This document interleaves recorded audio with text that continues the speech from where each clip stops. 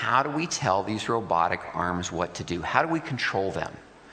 Well, we need a neural interface, a way to connect to our nervous system or our thought processes so that it's intuitive, it's natural, like for you and I.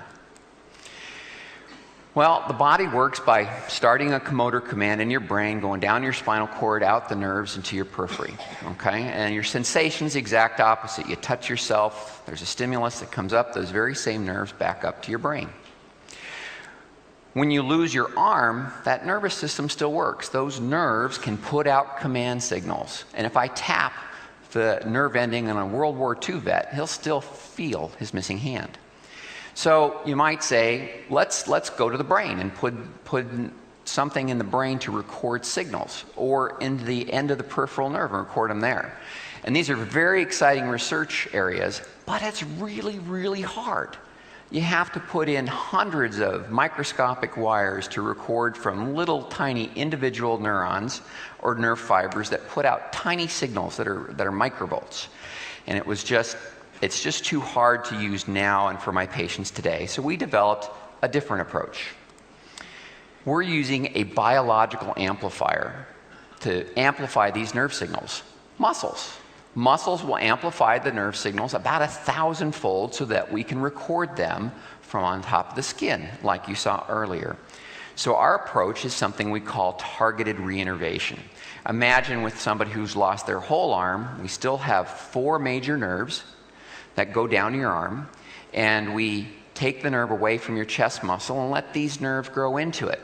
Now you think close hand and a little section of your chest contracts. You think bend elbow, a different section contracts. And we can use electrodes or antennas to pick that up and tell the arm to move. That's the idea. So this is the first man that we tried it on. His name is Jesse Sullivan. He's just a saint of a man. 54-year-old lineman who touched the wrong wire and had both of his arms burnt so badly they had to be amputated at the shoulder. Jesse came to us at the RIC to be fit with the state-of-the-art devices, and here you see them. I'm still using that old technology with a bicycle cable on his right side, and he picks which joint he wants to move with those chin switches. On the left side, he's got a modern motorized prosthesis with those 3 joints, and he operates little pads in his shoulder that he touches to make the arm go. And Jesse's a good crane operator, and he did okay by our standards. He also required a revision surgery on his chest, and that gave us the opportunity to do targeted reinnervation.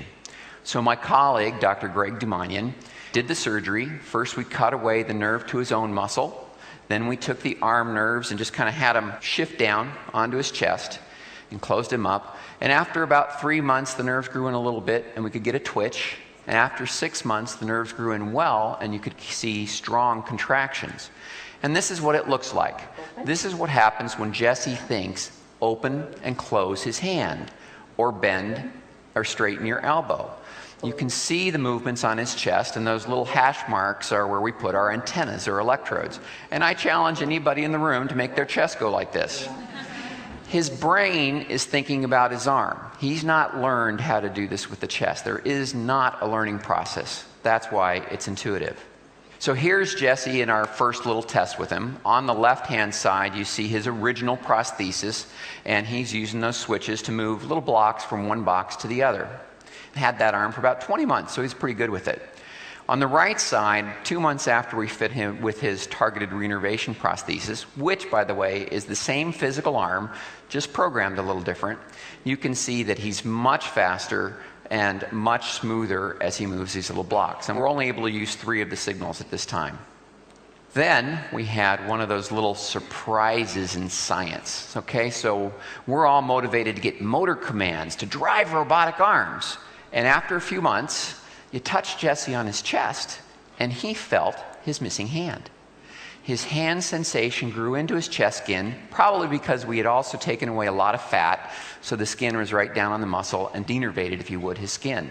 So you touch Jesse here, he feels his thumb. You touch it here, he feels his pinky.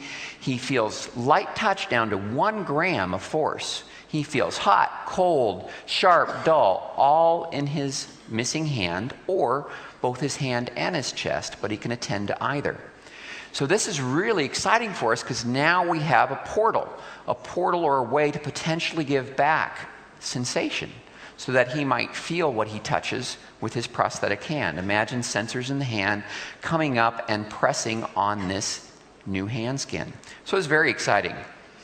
We've also gone on with what was initially our primary population of people with above the elbow amputations, and here we denervate or cut the nerve away just from little segments of muscle and leave others alone that give us our up-down signals, and 2 others that'll give us a hand open-close signal. This was one of our first patients, Chris. You see him with his original device on the left there after 8 months of use, and on the right in just 2 months, he's about, 4 or 5 times as fast with this simple little performance metric.